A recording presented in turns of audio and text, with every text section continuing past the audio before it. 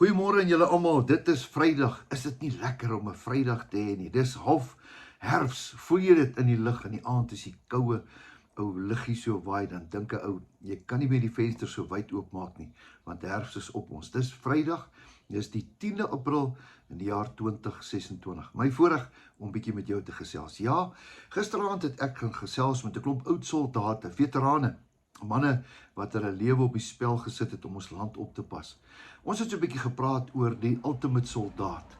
Die ene wat seker die grootste soldaat van alle tye was, wat die hele wêreld op sy skouers gedra het, was natuurlik Jesus. Ons het dit so pas, het ons dit gevier uit dankbaarheid uit wat Jesus vir ons gedoen het. En dan was daar 'n ander soldaat in my oë wat ek baie lank bestudeer het. Dis die naam Dawid. Ja, Dawid van die Bybel. Hy was 'n man na God se hart. Nou, kom ons begin bietjie waar het hy vandaan gekom. Wie was hy? Wat het hy gedoen?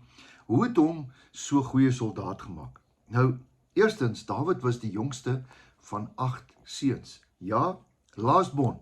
Hy was die ene wat die familie se bates moes beskerm. Jy sien, daai tyd was nommer 1 die belangrike ene. En die heel laaste ene was die minste werd. So hulle het hom gestuur om dag en nag moes hy die bates van die familie moes hy oppas. Nou, daai tyd was daar nie krale en daar was ook nie kampheinings en doringdraad soos nou nie. Nee, dit was oop. So hy moes elke dag sy skapies laat wei teen die berge daar waar daar groen weivelle is. En nou in die aand as dit donker word, moes hy daai skapies beskerm het met sy lewe. Hy moes tussen hulle geslaap het. Hy moes droë takke en dorings gevat het en dan moes hy vir hulle 'n kraaltjie bou. Ja, dit was interessant. Hy het sy lewe vir die skapies gegee, tussen hulle gebly. Hy het elke skapie se blaar het hy geken en hulle het ook sy stem geken. Geen wonder dat hy Psalm 23 so goed kon skryf, die Here is my herder, want hy was ook 'n herder. Is dit nie? Nou, Dawid was van kleins af, was hy in sy kop het hy geweet, hierdie gaan 'n moeilike taak wees. Skaapwagter, hoogs intelligente jong seentjie, wat skape moet oppas. Dis 'n interessante uitdaging. Skape is lekker dom. Jy weet mos man, jy praat altyd jou skaap. Nou, 'n skaap is dom. En hierdie dom skape het hom seker al sy tyd gegee, maar hy het geduld gehad. Ons weet dit. Om skape op te pas moet jy baie geduld hê. Tweedens, hy het sy skape baie goed geleer. En dan het hy ook wapens leer ken, want daar was vyande. Hulle wou deurkom om sy skape te steel. Onthou jy, ek dink is dit Johannes 10 vers 10 wat sê, die dief het gekom om te steel en te roof en te slag. Nou ja, hy het alles gedoen om sy skapies te beskerm. En dan het hy vir hom 'n slingervel gekry en hy het homself beskerm en ook sy skape.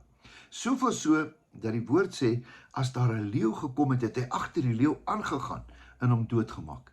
Kyk, hierdie mannetjie was vreesloos. Nou, dan uiteindelik kom daai groot dag, daai jong seun, God se tydsberekening.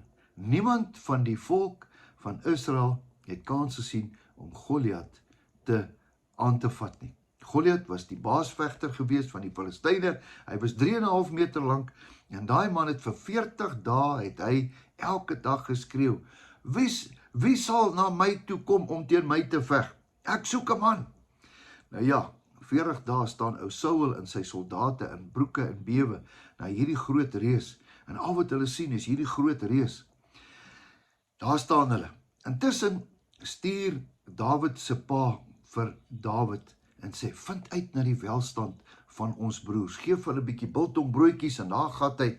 En interessant hierdie ontmoeting. En Dawid kom juis op die plek aan, op daai spesifieke oomblik. Is dit nie mooi nie? Kyk 'n bietjie na God se tydsberekening. En Dawid se tydsberekening. Hulle stap op die plek, juis op daai oomblik, skreeu daai Filistyn uit, stuur vir my 'n man, en as julle ons sal wen, sal ons julle dien. Klink 'n bietjie interessant, né? En andersom ook, so as ek julle man doodmaak, sal julle ons slawe wees. So, hier is vir 40 dae, die Engelse gebruik die mooi woord, 'n standoff.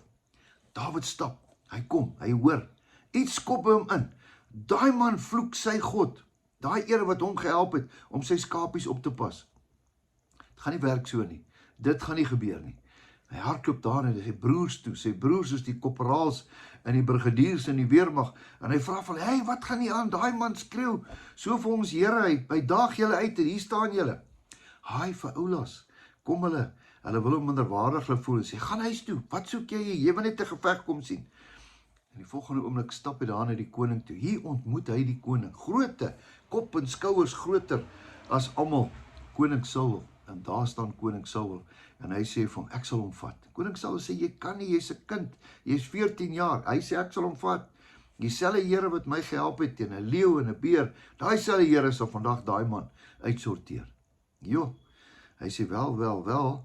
Ons moet eers vinnig jou korporaal maak. Kom ons trek dit vir jou klere aan. Want as jy nie die klere aan het nie, kan jy nie ons verteenwoordig nie. Hy sê, nee, ek kan nie. Ek kan nie julle verteenwoordig nie.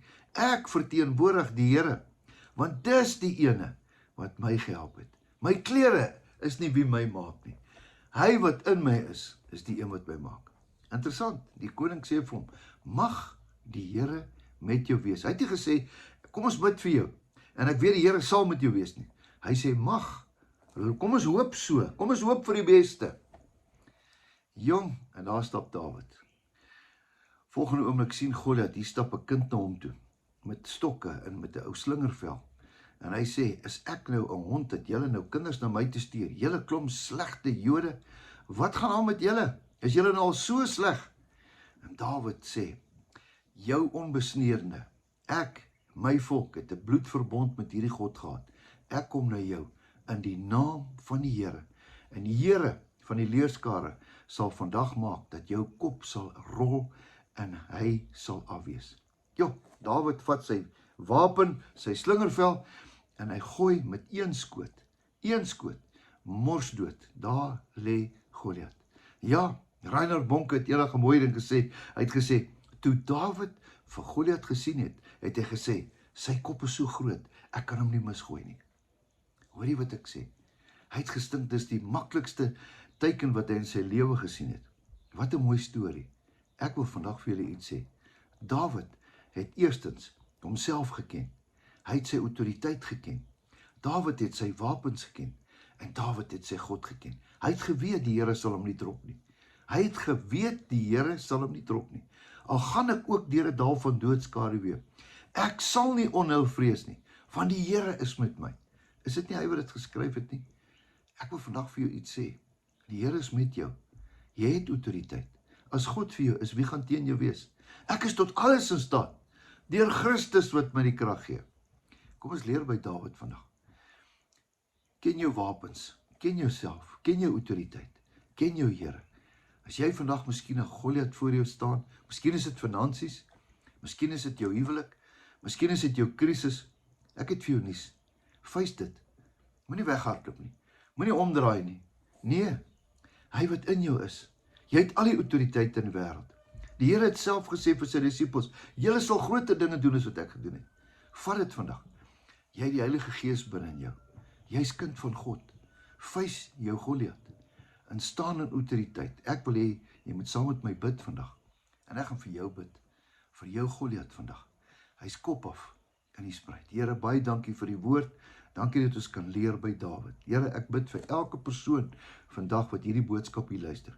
Here, maak nie saak wat hierdie Goliat is nie. Ek kom na hom toe in die naam van die Here. Jesus Christus, die Seun van God. Hy wat ons gehelp het. Hy wat vir ons gesterf het. In sy naam kom ons na ons Goliat toe. En ons sê vir jou Goliat, jy's kop af in die spruit. Ons is meer as oorwinnaars deur Christus wat ons die krag gee. Dankie Jesus. Ons loof en prys U naam. Amen. 'n Geseënde naweek, roep ek vir jou. Weet nog steeds jou beste lê voor. Totsiens, tot 'n volgende keer.